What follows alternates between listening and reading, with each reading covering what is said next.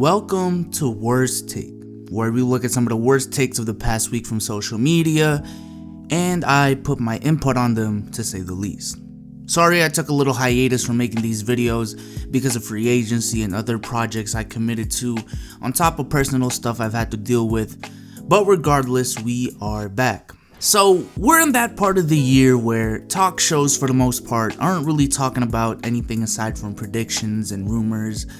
So, as much as I would love to tackle those takes, I just don't want to say someone's prediction is a bad take because I just have no right to do that.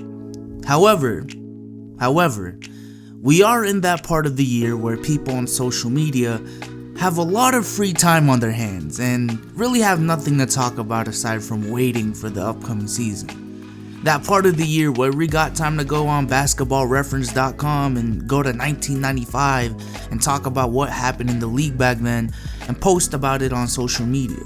That part of the year where people just try to grab on every small thing in order to get attention. So ladies and gentlemen, I've compiled a couple of the worst takes sent to me by you guys on Twitter from the past week. And let's go ahead and check them out. So our first take this week comes from Twitter handle @LeBronGreatest_. So just a little hint as to what we're dealing with. And according to him, the 2016 Cavaliers were not a super team because that year they only had one All-Star that year. I'm sorry, but that's just such a bad take. Now I will agree, we can argue about what exactly a super team is and if the 2016 Cavaliers qualify as a super team, but what I'm really tired of are LeBron fans diminishing other players' accomplishments and talents and revising history just to put LeBron on a higher pedestal, because it has gotten way out of hand. I mean, for God's sake, we literally let one man on Twitter convince a massive amount of people that Michael Jordan actually played against plumbers, when literally just 5 or so years ago, we viewed the 90s as the golden age of basketball. And here is another example, except this time, it's with LeBron's very own teammates. Because to diminish the 2016 Cavaliers, a team that won 57 games led by LeBron James alongside Kevin Love, who was still an all-star caliber player at that time that averaged 16 points and 10 rebounds, and Kyrie Irving being one of the league's best closers and point guards even at that time, that was capable of averaging 27 points in the finals that year, alongside a great supporting cast on top of those three, to diminish that team to just a team with one All-Star is absolutely ridiculous. The argument for what a super team is, again, is another discussion for another day, but what's an undisputed terrible take is trying to diminish a great team by saying they just have one All-Star when you know damn well there were much more than that. Now, this next tweet is from BBallForeverFB. And the tweet is essentially calling Shaquille O'Neal a hypocrite because he said he wouldn't join the 2019 Lakers because he'd rather beat super teams than join them. The reason he's a hypocrite? Well, he joined Kobe in the Lakers, and then D Wade in the Heat, and LeBron in the Cavs, and the Big Four Celtics. Y'all didn't know? Y'all didn't know that Shaq joining an 18-year-old Kobe, averaging 8 points off the bench, was joining a super team? Come on now, y'all don't know basketball like that, man. I mean, they may have turned into one, but come on, man, you know damn well he didn't join a damn super team when he joined the Lakers. However, what I didn't know, even me, what I didn't know until I was today years old, was that Shaq demanding to be traded and ending up in Miami with the powerhouse that was a 24-year-old Dwayne Wade and Eddie Jones was also considered joining a super team. Furthermore, I also didn't know that Shaq joining LeBron and Mo Williams when he was old was even good enough to be considered mentioning. The same thing with mid-30s Shaq joining the Celtics.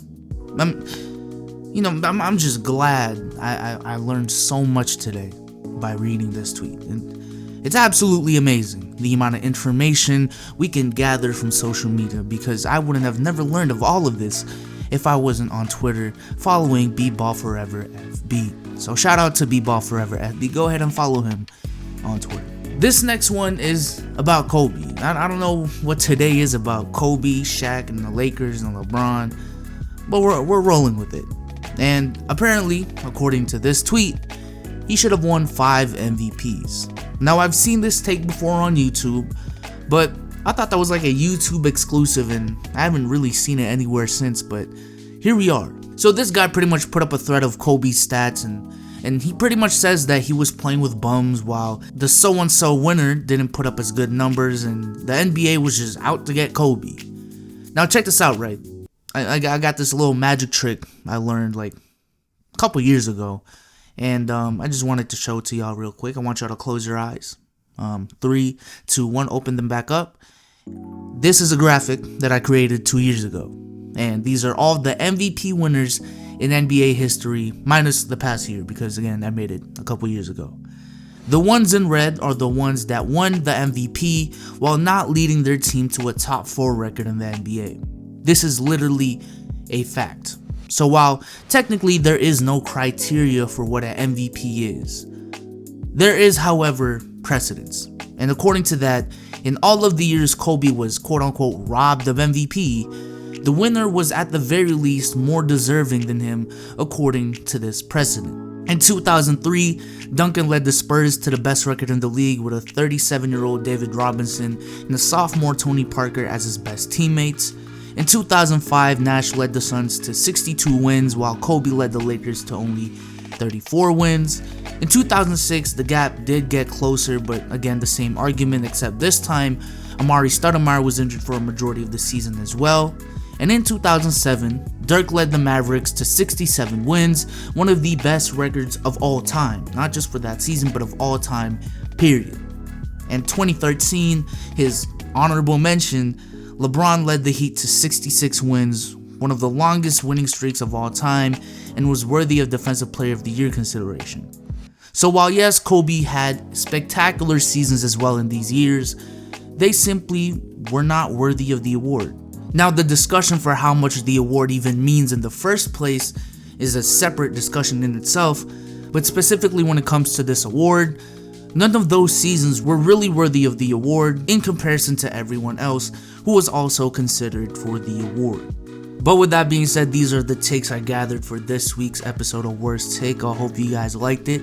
I brought a little extra energy this week because it's been a while since I recorded, so I'm feeling a little bit extra motivated. I hope you guys enjoyed this. Leave a like on the video. Let's get this video to around 3,000 likes. I think we can do that. If y'all want to possibly contribute to future episodes of Worst Take, please follow me on Twitter and watch out for the tweets where I asked for some of the worst takes you guys have seen all week, and you guys can reply with the link to whatever take you see. But with that being said, I hope you guys enjoyed this video, and I'm out. Peace.